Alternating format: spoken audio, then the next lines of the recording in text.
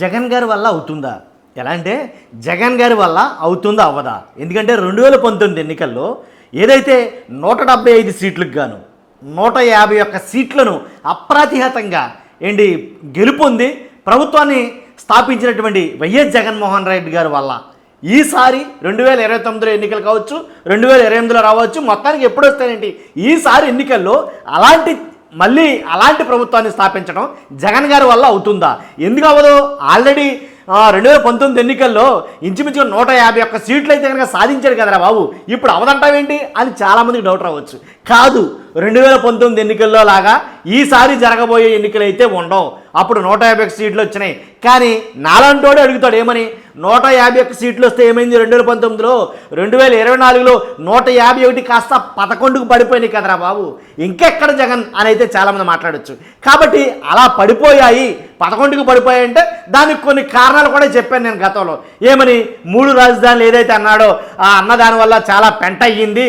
తర్వాత ఏదైతే టచ్ చేయకూడదో అలాంటి విషయం మద్యాన్ని టచ్ చేశాడు, దాని రేట్లు పెంచాడు. ఎందుకంటే జనం బాగు కోసం అన్నాడు ఆయన. కాబట్టి రేటు పెరిగితే కనుక, మద్యం రేటు పెరిగితే తాగి వాళ్ళు తగ్గిస్తారేమో, తాగేది తగ్గుతుందేమో అని అనుకుని ఆయన ఆలోచించాడు.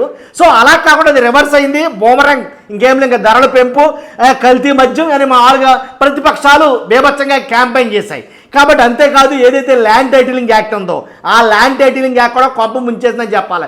జరిగేది మంచి అయినా సరే దానికన్నా ఎక్కువగా చెడే ప్రచారం జరిగింది. ఆ ల్యాండ్ టైటిలింగ్ యాక్ట్ అనేది ఎంత ఇంపార్టెంట్ అనేది కేంద్ర ప్రభుత్వం ఇప్పుడు చెప్తుంది ఆ ఆంధ్రకి. కాబట్టి అలాగే చెయ్యకూడని టైంలో అరెస్ట్ చేశారు చంద్రబాబు నాయుడు గారిని. ఆ అరెస్ట్ కూడా వైసీపీ పతనానికి నాంది పలికిందని చెప్పాలా.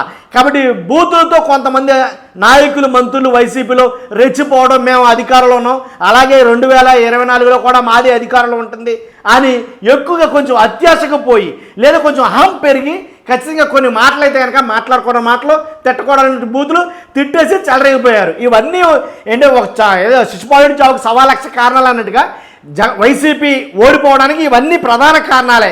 కాబట్టి అందులోనూ జగన్మోహన్ రెడ్డి గారికి ఇంట్లోనే తిరుగుబాటు ప్రారంభం కావడం, ఇవన్నీ కారణాలు కావడం వల్ల 2019లో 151 సీట్లతోటి ఘన విజయం సాధించిన వైసీపీ 2024కి వచ్చేసరికి 11 సీట్లకు పడిపోవడానికి కారణాలు ఇవి.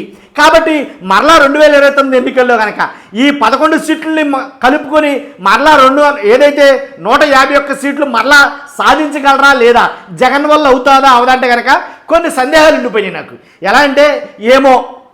ఎలా అంటే వన్ అండ్ ఓన్లీ సోలోగా జగన్మోహన్ రెడ్డి అయితే కనుక ఇప్పుడు కనబడుతున్నాడు.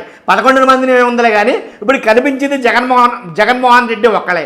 కాబట్టి 175 స్థానాల్లో 175 మంది క్యాండిడేట్లని, సుస్థిరమైనటువంటి క్యాండిడేట్లు ఏర్పరచుకోవడానికి అవకాశం ఉందా అంటే కనుక ఎటు చూసినా సరే మరలా సిట్టింగ్ ఏదైతే సీనియర్లు ఉన్నారో వాళ్ళకే మళ్ళీ అవకాశాలు ఇవ్వాలేమో అనేది కనుక చాలామంది మాట్లాడుకున్నారు.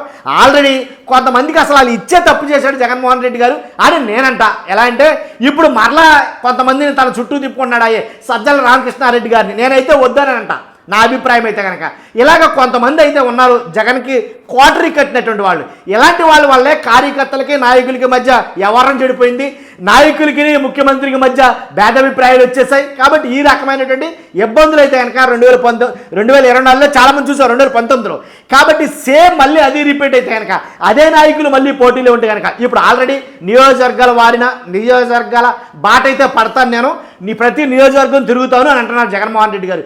నియోజకవర్గం తిరిగినప్పుడల్లా ఒక్కో నియోజకవర్గంలో ఒక్క క్యాండిడేట్ని ఎప్పటి నుంచే అందుబాటులో పెట్టుకుంటారా లేదా, లేదు పాత వాళ్ళతోనే రన్ చేస్తాడా అంటే కనుక వాళ్ళ ప్రాధాన్యత చూసుకోవాలి.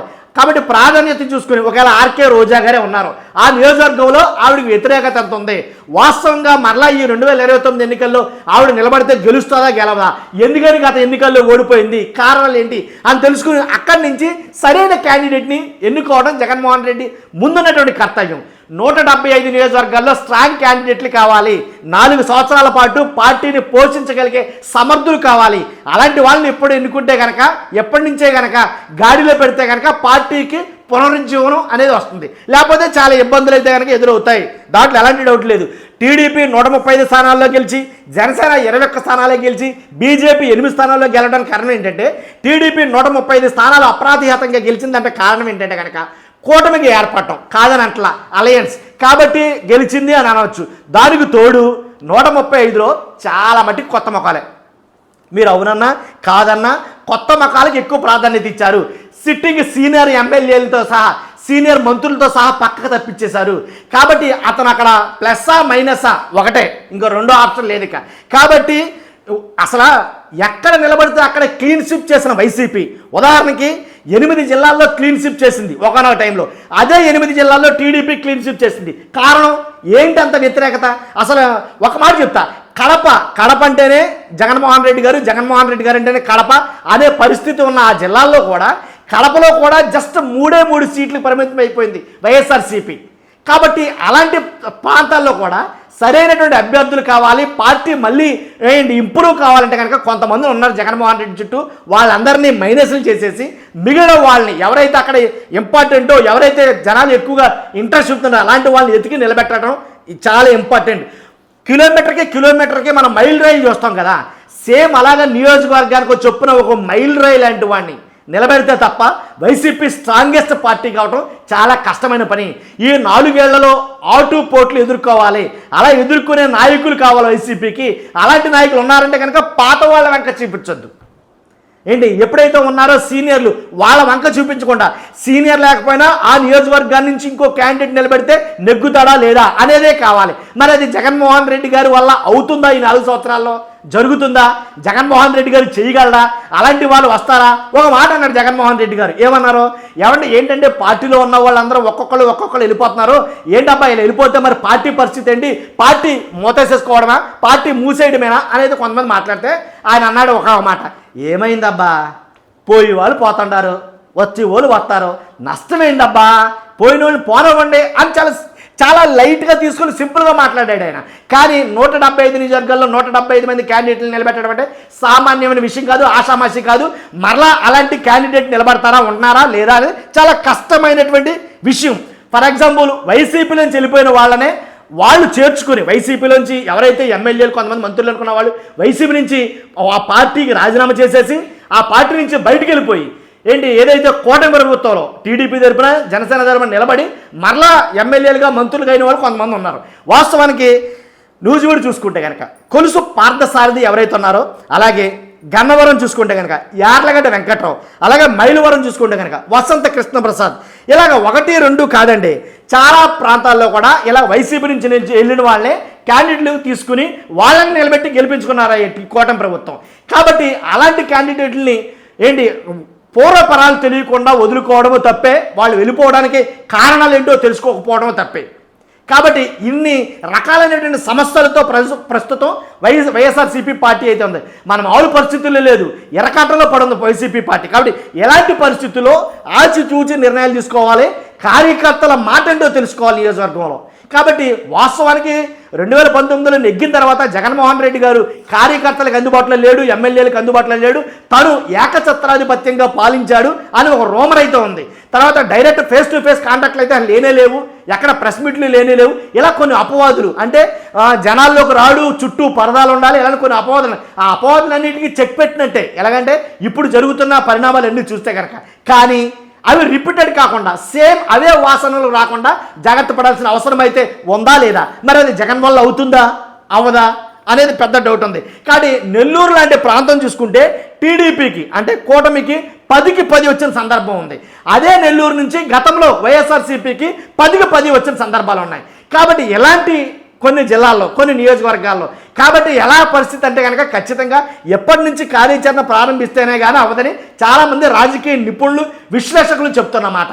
కాబట్టి ఇలాంటి అభ్యర్థుల్ని వెతికి పట్టుకుని, కాబట్టి పాత నీరు కన్నా కొత్త నీరు వస్తే, కొత్త నీరు వస్తూ ఉంటేనే పాత నీరు పోతుందన్న నానుడు ఎలా ఉందో సేమ్ అలాగే పాత వాళ్ళకన్నా కొత్త వాళ్ళకి ఇంపార్టెన్స్ ఇస్తే కనుక రాజకీయం కొంచెం ఇంకా రంజుగా ఉంటుంది. కాబట్టి ప్రజలందరూ విశ్వసించే అభ్యర్థులను అయితే కనుక ఎన్నుకోవడం మంచిది. మరలా సేమ్ జగన్ గారి చుట్టూ అదే కోటరీ మళ్ళీ ఫామ్ అవుతుంది. ఇది చాలా మందిలో ఇప్పుడు వినిపిస్తున్న మాట. కాబట్టి అందరూ విడిచి వెళ్ళిపోతున్నా సరే కొన్ని ఉన్నాయో ఎలా ఉండిపోయినాయి అని మాట్లాడుకున్నారు. కాబట్టి నన్ను అడిగితే కనుక అలాంటి వాళ్ళని దూరం పెట్టడం మంచిది.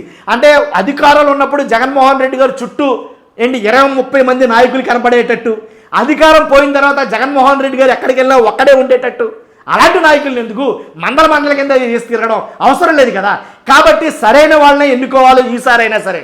కాబట్టి ఇదంతా ఈ ప్రాసెస్ అంతా ఈ 2-3 సంవత్సరాల్లో జరగాలి.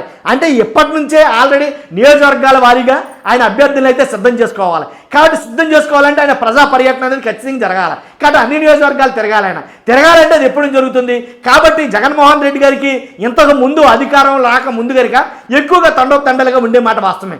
ఇప్పుడు ఎక్కడికి వెళ్ళినా జగన్మోహన్ రెడ్డి గారు మా ఉంటే 2-3 మా ఉంటే ఎమ్మెల్సీలు 2-3 ఉన్నారు. తర్వాత మా ఉంటే ఒక మంత్రో ఒక ఎమ్మెల్యేను మాజీ ఎమ్మెల్యేను ఉంటున్నారు.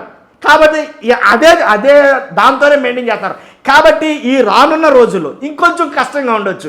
ఆల్రెడీ అరెస్టుల నేపథ్యంలో రాజకీయ ఒత్తిడితో కొంతమంది కనపడకుండా, అలాగే రాజకీయంగా చాలా మటుకి అణగదొక్కాలని కోట ప్రభుత్వం ఆలోచించడం. కాబట్టి వీటన్నిటికీ దూరంగా ఉంటున్న కొంతమందిని సైలెంట్ అయిపోయారు కొంతమంది. ఫర్ ఎగ్జాంపుల్ ఎవరైతే ఉన్నారో అనిల్ యాదవ్, ఇలా కొంతమంది ఇలాగ అసలు పార్టీకి అసలు వైఎస్ఆర్సీపీకి మాకు సంబంధం లేదని కొంతమంది ఎమ్మెల్యేలు అయితే కనుక దూరంగా అసలు చాలా ఇదే అంటారు కదా, ప్రజారణ్యంలో లేకుండా ఎక్కడో జనారణ్యంలో లేకుండా ఎక్కడో ఉంటున్నట్టుగా సేమ్ అదే పరిస్థితి అయితే వైసీపీలో కనిపిస్తుంది. కాబట్టి ఈ రకంగా వైసీపీలో ఉంటే కనుక రానున్న 4 సంవత్సరాలు చాలా గడ్డుకాల పరిస్థితి. ఎలాంటి పరిస్థితుల్లో ఖచ్చితంగా జగన్మోహన్ రెడ్డి గారు ఒక్కడే నెట్టుకు రాగలడా, జగన్ గారి వల్ల అవుతుందా, ఈ రాజకీయ మనుగడ అనేది కొంచెం కష్టం అవుతుందా అనేది అయితే కనుక నా అభిప్రాయం. ఇది నా విశ్లేషణ, ఇది నా వ్యక్తిగత అభిప్రాయం. కాబట్టి మీ అభిప్రాయం అంటే ఖచ్చితంగా చెప్పొచ్చు. జగన్ వల్ల అవుతుందా అవదా అనేది మీ అభిప్రాయం కూడా తెలియజేయచ్చు. ఫస్ట్ అయితే లైక్ చేయండి. లైక్ చేస్తే ఈ ఇన్ఫర్మేషన్ చాలా మందికి షేర్ అవుతుంది, నాకు కూడా మోటివేషన్గా ఉంటుంది. అంతేకాదు మీ అభిప్రాయం ఖచ్చితంగా కామెంట్ రూపంలో తెలియజేయండి. సదా దాన్ని నేను గౌరవిస్తాను. కొత్త వాళ్ళైతే మన ఛానల్ పక్కగా సబ్స్క్రైబ్ చేయండి. Thank you very much.